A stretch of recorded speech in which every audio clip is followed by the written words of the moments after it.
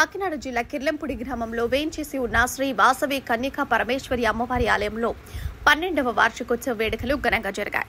ఈ వార్షికోత్సవ వేడుకలను ప్రతిష్టాత్మకంగా నిర్వహించేందుకు గత కొన్ని రోజులుగా ఆలయ అభివృద్ధి కమిటీ ప్రత్యేక ఏర్పాట్లు చేశారు.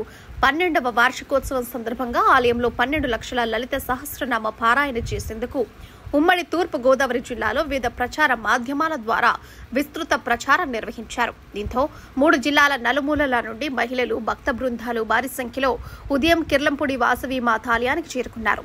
ఆలయ ప్రధాన అర్చకులు మురళీ శర్మ ఆధ్వర్యంలో అమ్మవారికి వివిధ పుష్పాలతో అలంకరించి వేద పండితులచే అమ్మవారికి ప్రత్యేక పూజలు చేశారు. అనంతరం మహిళలు సంప్రదాయ దుస్తులు ధరించి సామూహిక లలితా పారాయణ 12 లక్షల లలితా సహస్రనామ పారాయణ చేశారు. అనంతరం అమ్మవారిని దర్శించుకుని తీర్థ ప్రసాదాలు స్వీకరించారు. ఆలయ కమిటీ వారు ఏర్పాటు చేసిన అన్న సమరాధన కార్యక్రమంలో పాల్గొని విందు స్వీకరించారు.